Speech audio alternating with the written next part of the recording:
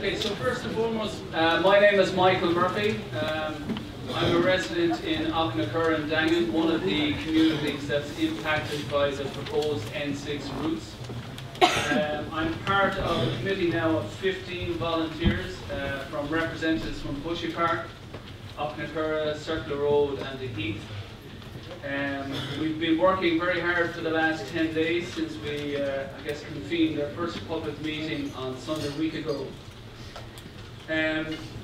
Really, I wanted to kind of highlight our mission. I just want to this come up a few times just to make sure it's clear what our overall mission is.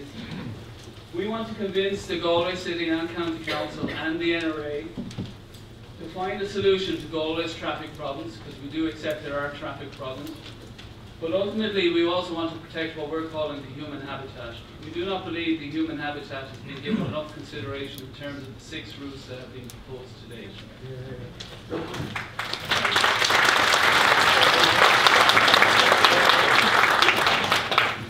So tonight's meeting, just to set some expectations, will run for 2 hours, to give you an idea how long we'll be in the room.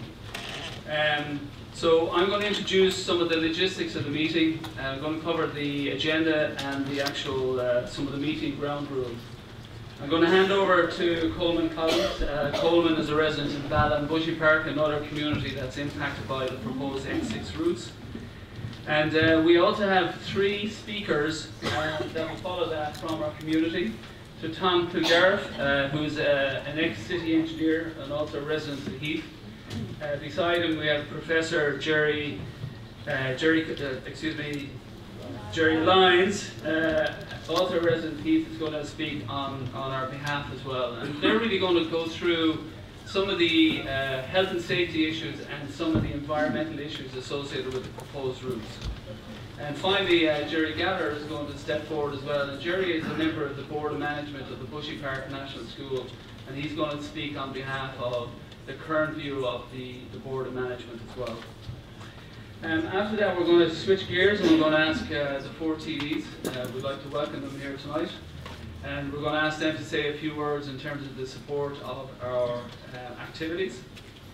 Christina is going to represent Eamon O'Queith, who couldn't join us tonight, but has been giving us very good support in the background last Monday, and is very much in support of our campaign. We're going to switch gears then, and we're going to invite the Senators also in attendance to say a few words as well on our behalf.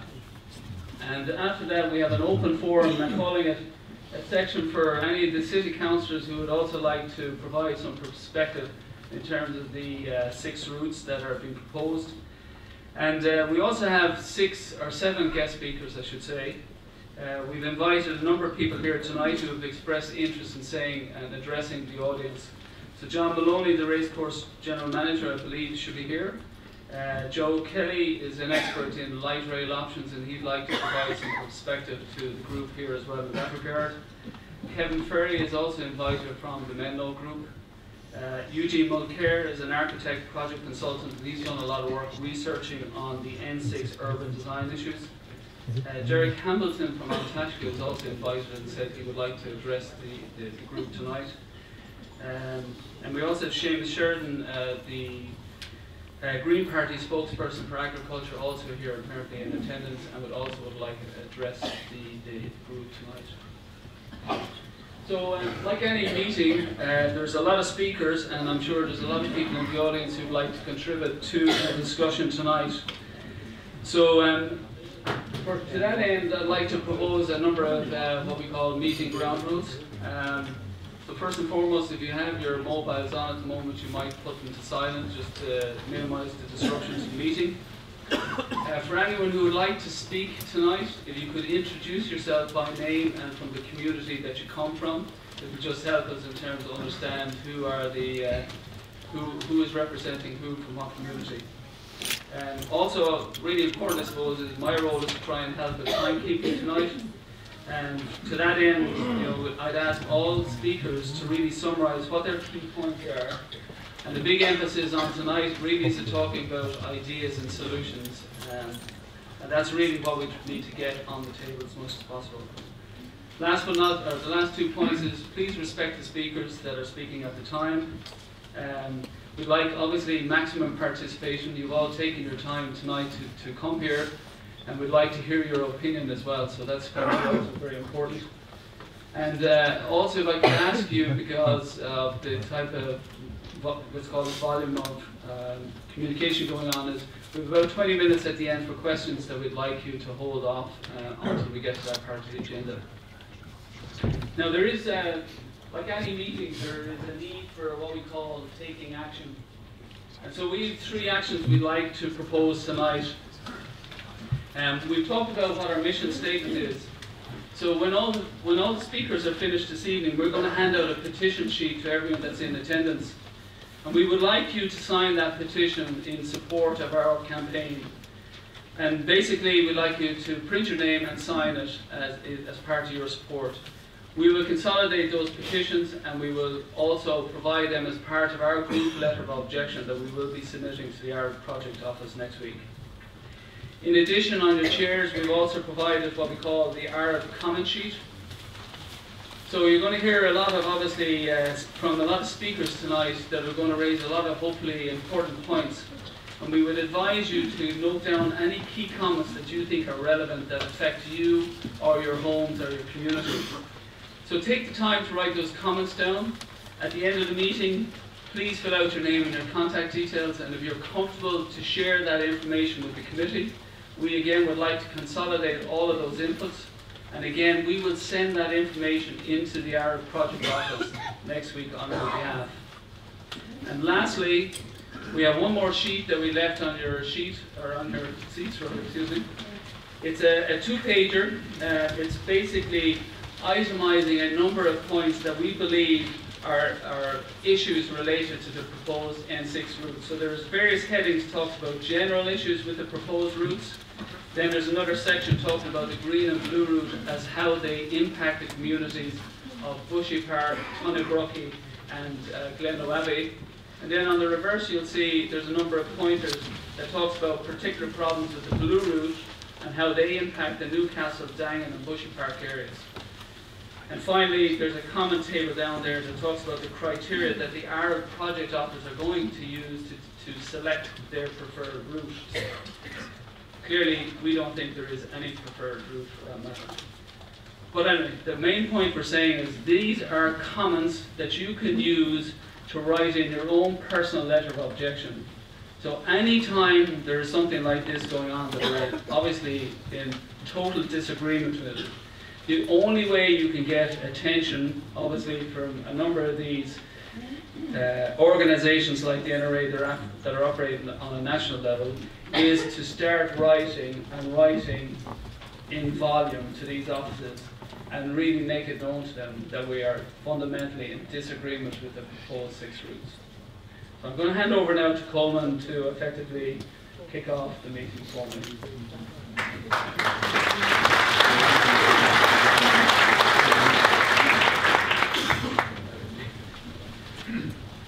Good evening, TDs, Senators, MEPs, Councillors, ladies and gentlemen. As PRO of the Galway N6 Action Group, I want to give you a brief update on what the group has been doing since it was formed a couple of weeks ago. We've been trying to develop some clear and coherent messages outlining our strategy, and if you will bear with me, I will outline some of our core messages. The first is clearly Galway needs a solution to its traffic congestion problem. So we're fully accepting that. We understand also that any solution to Galway's traffic congestion problems will involve some level of disruption and maybe even some level of destruction. We would expect our planners to ensure that any such disruption would be kept to the absolute minimum and that every attempt would be made to avoid the destruction of people's homes, the forced relocation of people, and the destruction and dividing up of their communities. We would also expect that the public consultation process would be comprehensive and respectful of people's needs, especially if it was envisaged that any homes were to be destroyed. We would also expect that the chosen route must respect the human habitat of Galway, and it must give equal recognition to the rights of all citizens of Galway. That's why, as well as the original group of Dangan, Newcastle and Bushy Park, we're delighted to say that this evening we have representatives here from communities in Coola, Menlo, Knocknacarra and Barna. We believe that this consultation process should ideally take place before any routes are being planned, but at the very least it should happen long before a decision is made on preferred routes. Based on these clear messages about our position, you can understand when we say we were very dissatisfied with the process which Galway County Council and the project planning company Arup has followed in this instance. We believe that the consultation process has been grossly inadequate, especially as the planners and Arup have managed to come up with a plan that will see the destruction of anywhere between 50 houses on one route and 120 on a couple of routes. Given that the old outer city bypass, which was rejected a couple of years ago, only called for the destruction of 8 houses, it is inconceivable to the Galway N6 Action Group that the planners and Arup have managed to come up with a plan that would see the destruction of a minimum of 50, and I say up to 120 houses. Given the scale of the destruction planned by the authorities, it was not surprising that hundreds of people came to this hotel and to the Menlo Park Hotel a mere 3 weeks ago to see the plans for the 6 routes. People came to see this so-called consultation sessions were confronted with a wide range of maps showing the proposed routes and other maps showing protected habitats. Many people found it hard to get close to these maps, and if and when they did, they struggled to understand what they were looking at. People also found it hard to understand the direction of the route, or the nearest route to them, much less the other 5 routes. There were some planners there, and indeed some Arup staff, but nothing like the number needed to cater for the large numbers who turned up. People left these meetings feeling confused, frustrated and angry about the lack of respect they were shown in this so-called consultation process. They left without knowing the direction of the nearest route to them and without such basic information as the width of the nearest route, the width of the margins to the side of the route, the levels of each route, whether it was an overpass or an existing road, or did it go below the road. Even those who went to the Arup offices to view their house on a map still could not fully understand the distances involved from their house to the nearest route and the height of the roads. And they were not allowed to stay long enough to get a full understanding because more people wanted to get in. In the Arup offices, some people were even told that the chosen route might be some kind of combination of routes. That's a combination that we're not even aware of. So people were also given short forms inviting comments. But note, these forms ask for comments, not objections. We would ask, what status has a comment got in a process like this? People were told these forms had to be submitted by the 27th of February. They were also told that this was necessary as the preferred route had to be chosen by the end of April. Why does it have to be chosen by the end of April? To make matters worse, people are invited to vote for a preferred route in a cynical attempt to set people against people and communities against communities in some crude divide and conquer strategy. Our message to planners, to Arup, to the NRA is very clear. We are all citizens of Galway with equal rights, and we will not allow ourselves to be manipulated against one another by any public body which does not respect our rights.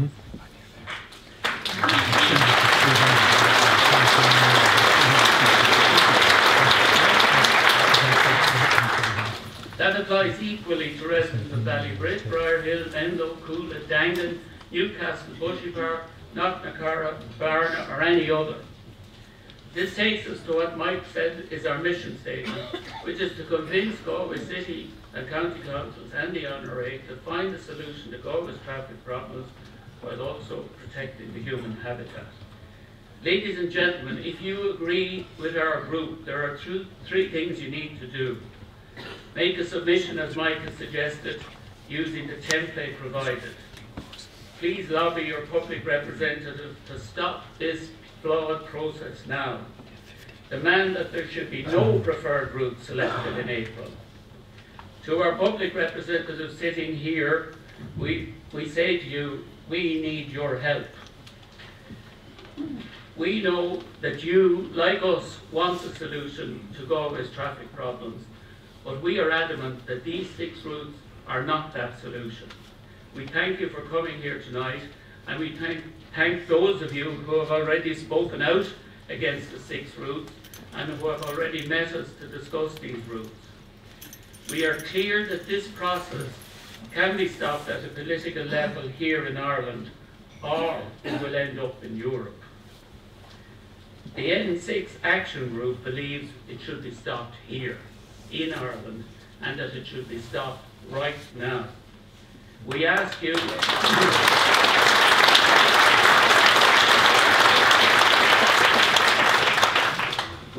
to speak to Pascal Donoghue and to Enda Kenny and to request them to stop this farcical process before any more fear is created in the people in Galway and in communities, and before any more money is wasted on these 6 routes. Specifically, we ask you to request the Minister and the Taoiseach to instruct our planners and our to find a new solution that is respectful of people and communities and protects the Galway habitat. Thank you for your attention. Let's all join forces to stop these 6 routes right now.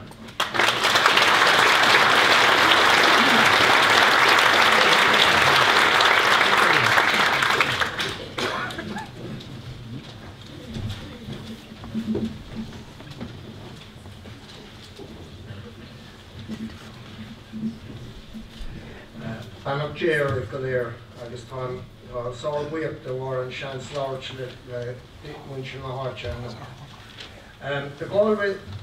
The Galway transportation scheme in this process is actually legally flawed. There is a limited number of routes and they exclude real alternatives. There is a misapplication of the rules laid down in the relevant directive. The scheme totally ignores the human habitat. It compromises in the blue route case the National School in Bushy Park. There's a sacrifice of amenities and habitats. And in fact the process is arbitrary, subjective, unjust and unreasonable. And I'll amplify. The procedure, the original Galway City Outer Bypass route was promoted under Article 6.3 of the Habitats Directive. That directive implies that you go on that route if there's no significant risk to the environment. The European Court of Justice found that there was, but it advised that if they were going on that scheme, that Article 6.4 was the article to go. And this is where we are. The scheme now enunciated is going under Article 6.4 of the Habitats Directive using the Europe procedure. And that's a procedure that says there's imperative reasons of overriding public importance, which means that you accept that there's environmental risks from every alternative, but you pick the alternative that has the least environmental risk. Now, we don't have all the alternatives, and yet we're going and saying we're picking the best alternative. That's actually a paradox, if there ever was one. At the City Council meeting on the 9th of this month, the project manager from Arabs stated that the red and orange routes would cause such devastation and disruption and would actually take major arteries that exist within the city out of use, that the situation would be intolerable. Well, deductive reasoning will tell you that what she was saying was that the red and the orange route and their derivatives, the yellow, aren't actually going to happen. So you're left with the green and the blue route. And what does that mean? Well, it means the Corrib is implicated. And what's the Corrib? The Corrib itself is a national heritage area, the River Corrib is. It's a cantonate special protection area, and it's a special area of conservation. The geology of the Corrib is one where the bedrock is karst limestone, overlain with limestone pavement. Where did we hear that before? Well, that's where you are, limestone pavement, it's all over the place. And overburdened with more limestone overburden. The karst geology really means that the geology is full of grikes, fissures, runs. When you put concrete into that, or drilling mud, you can't predict where it's going to go. There's a risk to the fishery, there's a risk to the aquatic environment. Now, if we look at the Corrib itself, the highest recorded level of water around the Corrib was on the 29th of November 1996, and that was 9.5 metres. You have to give 6 metres clearance over that water level to the underside of the bridge deck. That means it's going to actually be 6.4, 6.5 metres above the bank level. This wide 30-metre structure, 100 metres long, is going to be a fairly sizable structure. The regulations demand that you have a 30-metre cordon around monuments. Menlo Castle, however, the Arab archaeologists have decided, they originally decided that they'd have a 500-metre cordon around it. They have now compromised on a 300-metre cordon. In other words, they're making up the rules. But the net effect of this cordon is that all the alternatives for bridge crossings aren't available. They've actually excluded them. So the Galway City then biodiversity plan, that says no destruction of habitats, and the scheme as enunciated appears to be actually at variance with that. So the human environment, Coleman mentioned it, the destruction of at least 50 houses and 120 on the green route.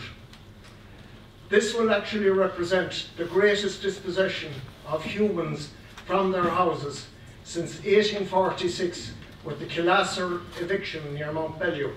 This is what we're up against.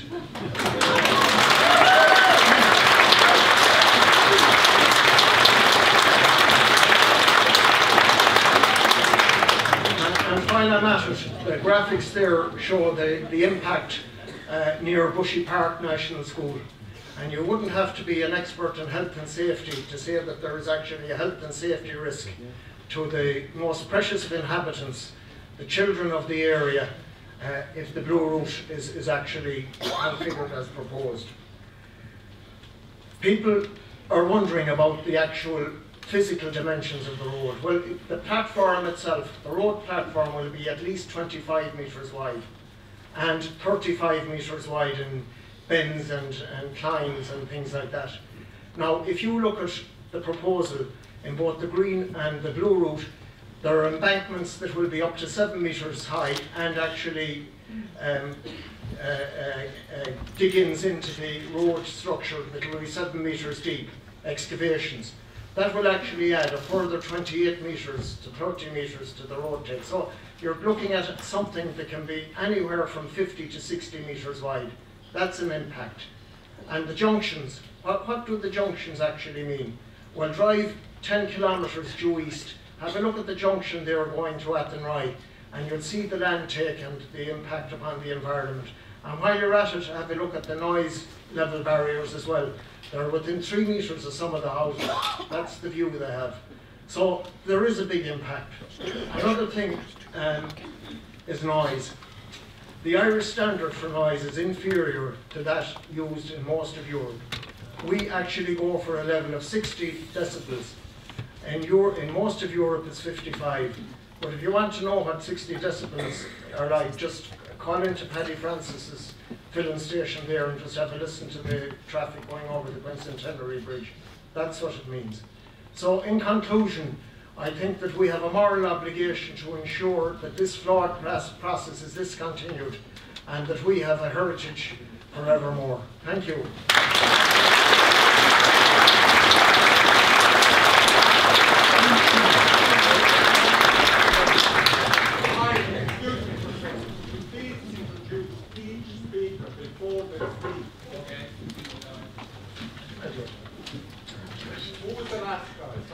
That was Tom Kilgariff. Sorry, I thought I introduced him at the start. I introduced the first 3 community speakers. Okay, if you want me, I'll introduce each speaker. Okay. So this is Professor Gerard Lyons. It's my pleasure to know me. Yes, really, I was 5-year-old. My name is Gerard Lyons. I was introduced as a professor, just to be clear. I am an academic. I'm also an engineer. I'm also a resident of this area. My house is not directly impacted by any of the routes, but it comes close to the Blue Route. So I just want to make it clear that I'm not here to represent the university tonight. I'm here to represent, I guess, like a lot of you here that I recognise in the audience tonight. I've spent most of my life working on the development, socio-economic and academic industrial development of this region.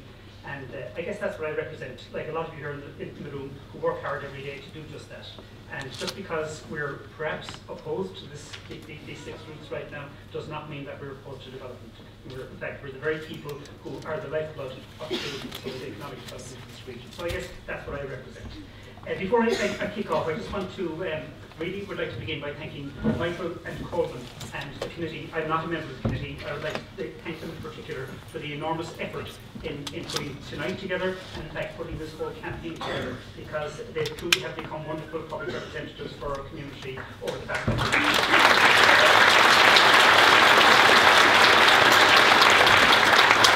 Kind of scary when you think about it that you know, a project of this scale, massive scale, can be foisted upon us, and you know, we have to bottoms up create a community effort like this. So it's credit to the people that are sitting here to my left that has happened.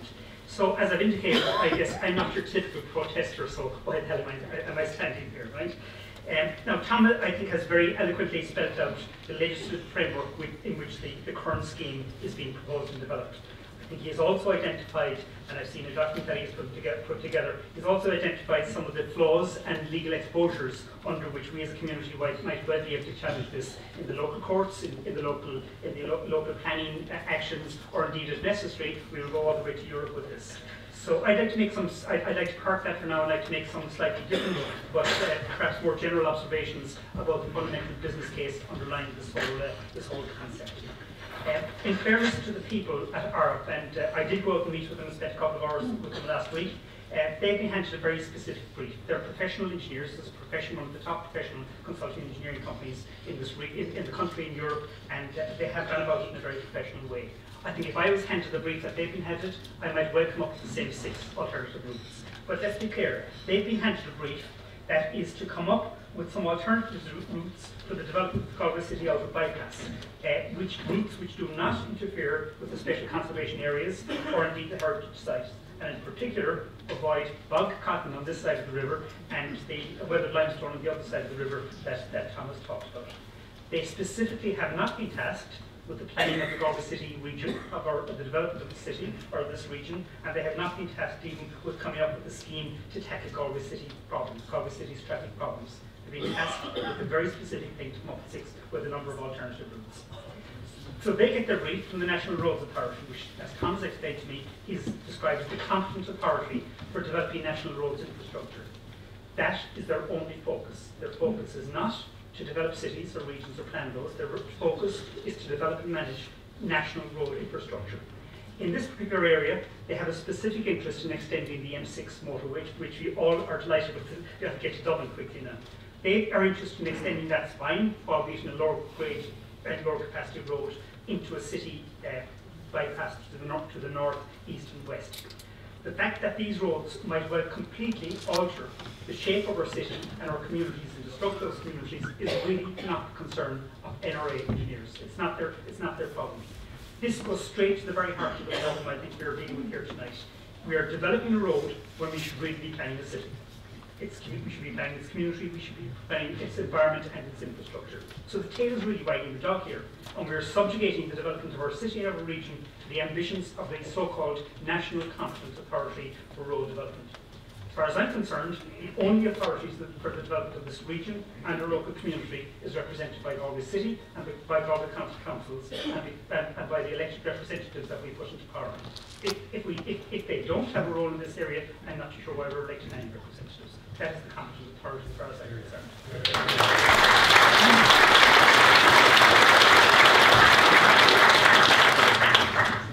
I have absolutely no doubt about it, that we must plan, we must develop our city for the next generation, for our kids and for our grandchildren. And we must address as part of that planning the transportation and traffic components, which are just that, a part of the problem, not the overall thing.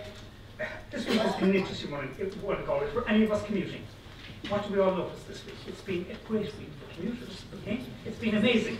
So, it's been a very different week. So did anyone notice how easy it was to get to work? I've been out between 7 and 8 2 mornings this week, and between 8 and 9 2 mornings this week. And I got to work in a couple of minutes. It was really, truly amazing. So I think the midterm break has taught us a number of different lessons. For me, lesson 1 is, should have become a teacher. But the second thing really, and perhaps more importantly, is that small things make a hell of a big difference.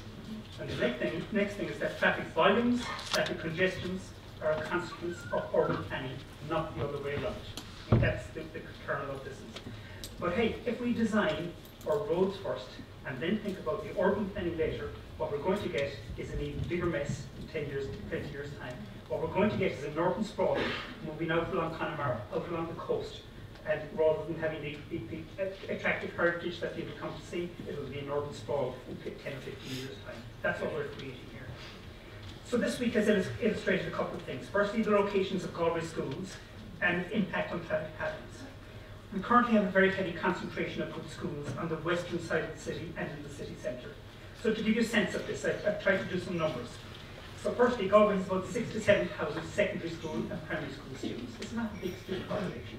We have about 20,000 third level students, but they were all broke this week. Universities and GMIT don't get holidays this week. So about 6 or 7,000 students. So let's say 2/3 of those commute to western and city centre schools. So that's about 4,000 students. Now, of these, 50% of them go to school by car. Okay? A little bit higher for primary school, a little bit lower for secondary school. So about 50%. So that's about 2,000 trips that we're talking about here. A tiny number of trips have this massive impact on overall traffic congestion. So the removal of 2,000 trips can transform the situation, which is why are we building a massive road?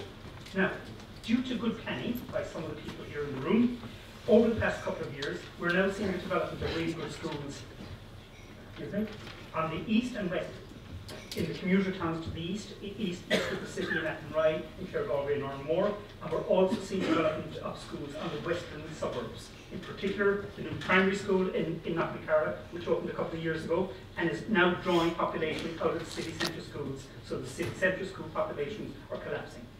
Later this year, we're going to see the relocation of Coláiste na Corba to the same region. Taken together, these two moves, primary school in Knocknacarra and Coláiste na Corba relocation, will impact up to about 1,000 trips per day. Okay? Small bit of planning, huge impact. So I think what this confirms is that good city planning makes an enormous difference to traffic flow, even before you think about modal shifts, transport cycles, and other alternatives. And small intelligent adjustments to route design, junction design can also have huge impacts.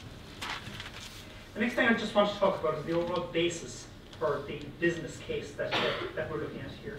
The original business case for the Galway City Outward Bypass was originally developed in about 1999, based on the Galway Transport and Planning study of that year, and later updated and accepted by councils in about 2002. Now, at that time, Galway City, we were proud to boast that we were one of the fastest growing cities in Europe, growing population growth of about 3 to 4% per annum. If that trend had continued, which is a kind of Celtic Tiger trend, we would now be looking at a population of 100,000 people in our city. Fact is, we have 75,000. So we cannot plan on the basis of outmoded and outdated forecasts of population growth. If you come a little bit further forward and look at the census of population of 2011, and look at the population growth between the two censuses of 2006, 2011. So that over that 5-year period, Galway City and County growth collapsed to 1% of the city area and 2% for the county area over that period. So even projecting that growth rate forward another 15 years up to 2030, that would give us an extra 5,000 people in the city total over the next 15 years. Now, the reality is that the population growth has collapsed below that level, and we've actually seen a decline in population in certain age cohorts, particularly in the family formation age cohort between 10 and 25. Growth in older folks like ourselves, but collapse in that age cohort. And what the collapse means as follows, that we're now seeing 0.1 to 0.2% year-on-year growth in our city and county area. What that translates into is a total growth in population of about 200 extra people per annum each year for the next 15 years. 200 people, and we're spending 500 to 700 million. So I just question the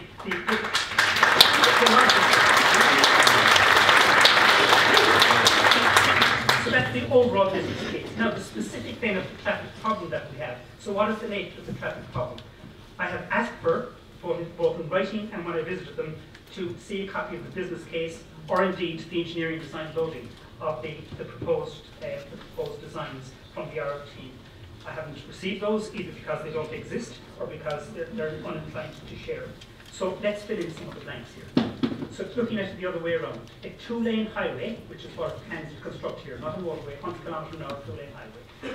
The traffic volume that will support is about 3,500 vehicles per hour in each direction. So about 7,000 vehicles total, 3,500 say, in each direction. That translates into an hourly capacity of about 7,000 or a daily capacity of 86,000 daily trips. Okay? So that's the total additional capacity that will be created. The total loading for the city, the entire city area, is 140,000 vehicles per day, of which 2/3 come from the eastern side of the city. And we're building bypass to facilitate west to east movement. Okay?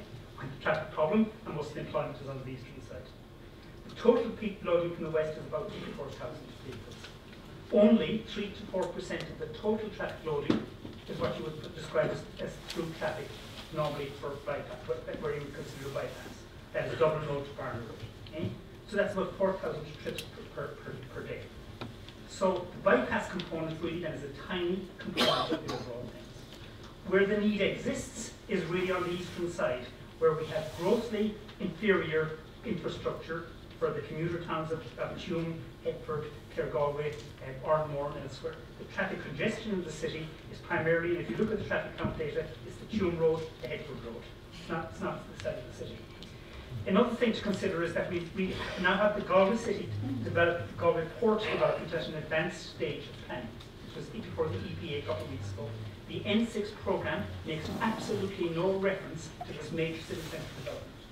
And if you look beyond that, the industrial development pattern of all advanced cities in the world at this stage, including in our own country, the city of Dublin and the city of Cork, is towards the development of service industries in inner city locations. So Grand Canal, Google Docs in Dublin would be a classic example. We, as a city, have failed to attract in much of that kind of foreign direct investment because we have not developed the city central area for that kind of industry. That does not require an outer-city bypass, but spines into and out of the city to get the traffic in. So we certainly need to fix our traffic congestion problems, but we need to focus on where the problem is, not have to develop a chaotic western and northern distributor route that addresses the wrong problems. Our team have indicated to council that they really don't think much of the idea of putting in. Okay, just going to summary then. So, in summary, the whole basis for planning the current scheme, in my view, is upside down, as we're planning the construction of a road rather than planning the development of the city. There is no evidence to suggest that the proposed road investment will have an ounce of impact on the economic and social development of the city, or indeed fix the real traffic problems. There is no compelling case for a project of this scale, given the up-to-date demographic projections for the region, the impact of local planning developments, including schooling and dockland, and the current traffic loading problems. So in conclusion, any infrastructure development which has the potential to wreak havoc on the human habitat of the city, in my mind, is firstly bad planning, secondly bad engineering, thirdly bad economics, and most of all, for somebody here tonight, is a woeful political error. So none of the proposed routes is viable, and I thank you for